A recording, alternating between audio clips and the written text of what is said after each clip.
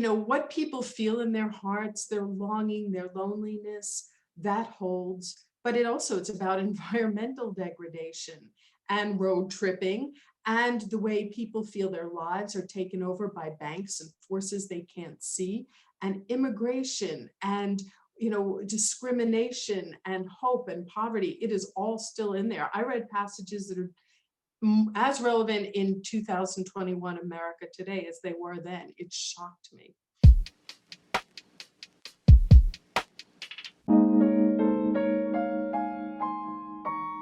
Hello, everyone, and welcome to Without These Books. I am your host, Allison Roach. Without These Books is a thank you inspired video podcast where each episode celebrates the authors, books, and characters that changed us as writers, readers, and as people.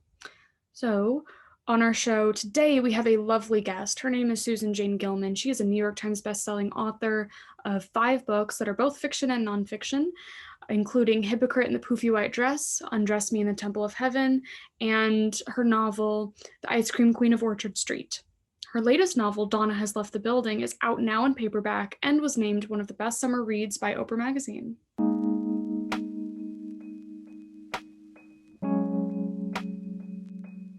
Susan, I'm so happy that you're here. What is the book that you chose? I chose the book that really was the one that made me want to be a writer more than anything. John Steinbeck's The Grapes of Wrath. Yes. So, when did you first read it, and how did it affect you? I first read it, I was 16 years old, and I already knew I wanted to be a writer.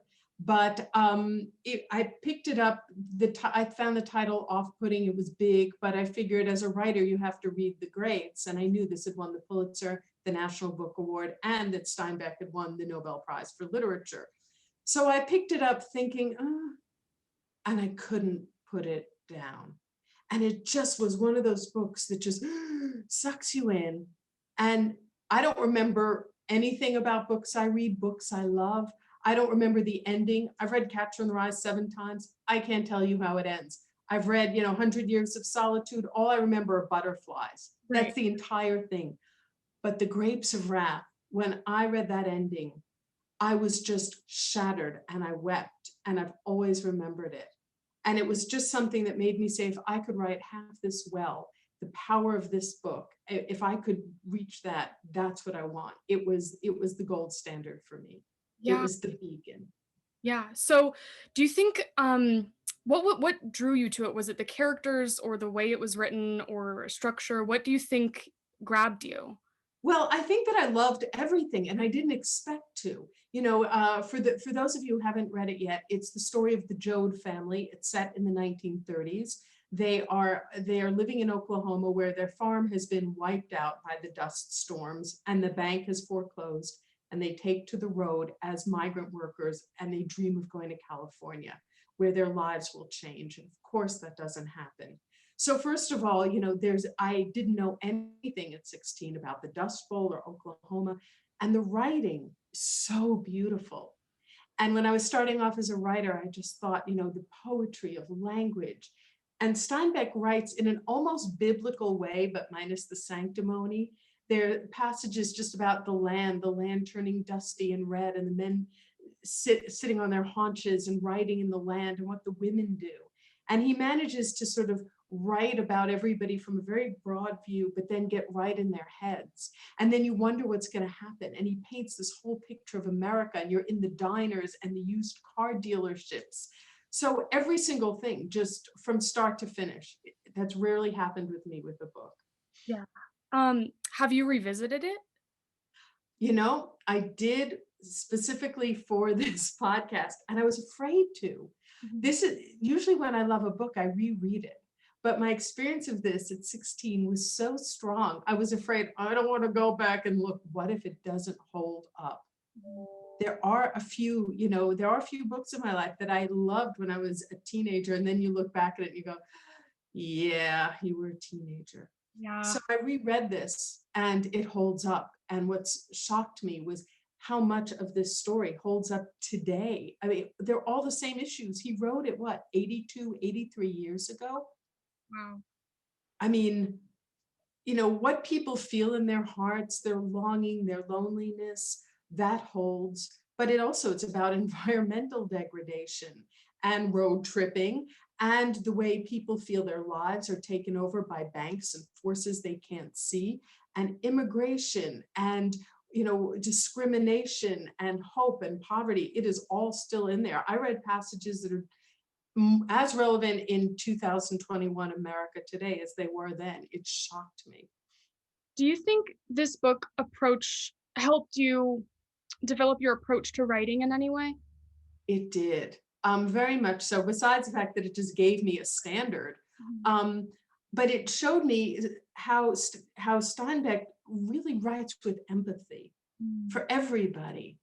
And he writes about Tom Joad, who's gone to prison and killed a man, and he's sort of got like in-baked racism, and he's rough on the edges. And yet you also see his desire to want to do right in the world. There's a fallen preacher. There's Al, who's just chasing girls. There's poor pregnant Rose of Sharon. And I could see the way he got in their heads, and he made everybody. He says in this book, there's not virtue or vice. People, they're just doing things. He writes with an incredible humanity, and he writes about big issues without being in any way didactic or preachy. And I loved that, all of it. Yeah, I read it when I think I must have been 16 or 17 when I read it, and I read it for school. And I remember seeing it and not knowing if I was gonna love it. But what I remember about it is the beginning and the end. And the beginning, there was like this big passage about is so descriptive about the land and the tractors and the machinery. Yes. I was like, hold on a second, this is amazing. Like, this is really It is, and I'm a city kid. I grew up in New York City, born and raised, and then to read about this, and just to be completely drawn into the world. And I fell in love. It was sort of like my first love. And there were many books that I adored, but this one, and I didn't even like the best summer fling you've ever had. And I was afraid to go back. It's like, what if I go back and it's not summer anymore and the guy has pimples and he's not that cute. But I went back and read it, and it was just as good, and in different ways now. I see it, now that I'm an adult. Has there been a book since that has almost measured up to your experience with this one? Yeah, in a different genre. And I'm both a novelist and I've written memoirs. And in the memoir genre, I would say Frank McCourt's book Angela's Ashes does that in a different way, but it's also very specific to a time and place, and it's poetic, and it's written with empathy and transportive. So that for me in nonfiction, and Steinbeck's Grapes of Wrath for me in fiction. Also, I will say Toni Morrison's The Bluest Eye. Yeah. That was the first Toni Morrison that I read. And when I read that, I just was floored. And I go back to that every few years. I'm not afraid to. And I've taught it in literature classes. Wow. I've never taught Steinbeck. Why? You just don't want to revisit it? Well, there was a little bit of that. And also too, in the classes that I've taught, you have page limits now and people's attention span, which is also why I wanted to talk about Grapes of Wrath, because it's 600 pages long. And it reads at a clip. And, I'm hoping that maybe just by talking this book up and saying, you got to read this. This is such a good book. And it speaks to who we are, what we're struggling with now. Particularly, I've got to say, white America. And why we treat people the way we do, and think and function and feel. It's a book for our times, even though it's from the last century. Wow. Well, that's a great way to end this. It's still relevant, still important. Susan, thank you so much for being with me today. This has been a total pleasure. Thank you for letting me talk up something I care so much about. Thank you.